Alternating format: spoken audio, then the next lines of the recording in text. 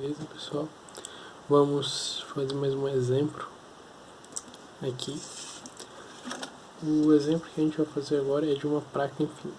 Então vamos pegar uma placa infinita e distribuir nessa placa infinita uma densidade superficial sigma. Então vamos pegar uma placa, imaginando que ela tem uma dimensão, duas dimensões só, e que nessa superfície eu distribuo uma densidade sigma de carga. Como é que a gente pode imaginar o campo elétrico dessa placa? Bom, o campo elétrico ele é sempre perpendicular, ele parte perpendicularmente dessa superfície, né, onde tem carga. Como é um plano infinito, o campo elétrico ele vai ser sempre perpendicular à placa. Beleza? Então, esse campo elétrico ele vai ser sempre perpendicular. Bom, além disso, o campo elétrico ele depende da distância, né? Teoricamente, lá a gente lembra lá da fórmula do campo elétrico, ele deve depender da distância da distribuição. Então, para me imaginar um lugar onde o campo elétrico ele deve ter um valor constante, muito vai ser uma superfície que seja paralela, uma superfície que seja paralela a essa placa. Bom, então o que a gente vai fazer é o seguinte: para me utilizar a lei de Gauss, certo? Eu tenho que pegar uma superfície onde eu encontre um campo elétrico constante. A gente discutiu isso já. E além disso, ela tem que ser fechado. Então não pode ser somente uma placa. Na verdade, ela tem que ser uma superfície fechada. Então, que figura a gente vai escolher? A gente vai escolher uma caixa, beleza? Uma caixa com uma tampa de área A. Essa caixa ela vai ter uma tampa do lado de baixo e uma do lado de cima, certo? Nessa caixa eu tenho essa tampa de área A aqui, e além disso eu vou ter a área lateral. Bom, o campo elétrico é sempre perpendicular à placa. Mas aí o que a gente vai fazer? Então, o que acontece é o seguinte: lembra que a integral aqui da lei de Gauss de E escalar dA. E além disso, então, a gente tem o vetorzinho dA, que é perpendicular a cada superfície. Então, dA dessa tampa está para lá, o dA dessa tampa está para cá, o dA dessa tampa ali aponta para cá e por aí vai. E tem a tampa de baixo, certo? Então são duas tampas, né? Eu tenho a tampa aqui de baixo com uma área A. Porque eu não estou me importando muito com essa distância aqui, né, dessa caixa? Porque é o seguinte: quando eu pegar a integral e eu vou ter que quebrar ela em 4, eu vou ter que quebrar ela, essa integral aqui, fechada, para ela ficar fechada em escalar dA, certo? Eu vou ter que quebrar ela em integrais que vão ter cobrindo essa área, a área lá de trás, a área de trás, a área das duas tampas. Só que o campo elétrico é sempre perpendicular, aponta para cima. Quando eu fizer esse campo elétrico com um vetor dA que está no mesmo plano da placa, certo?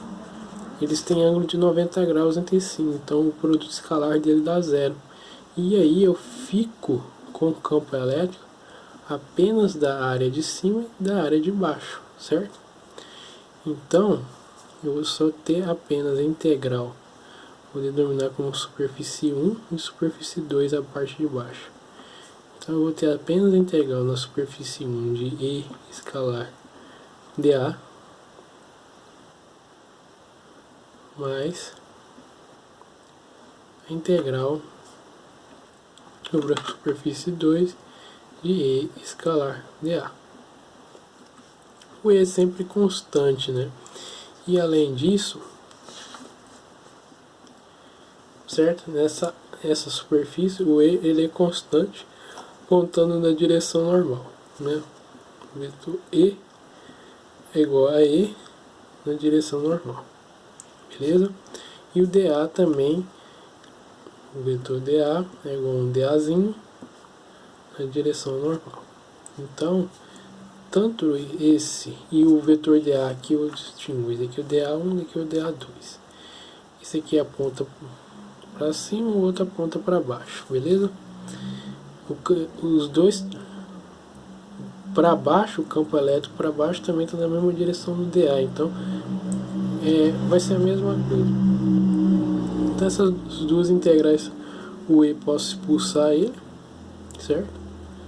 Tanto aqui quanto aqui, e a integral em toda a área dessa superfície é a própria área, certo? Então eu vou ter basicamente D2EA, certo? Beleza. Então a parte de cá seria isso.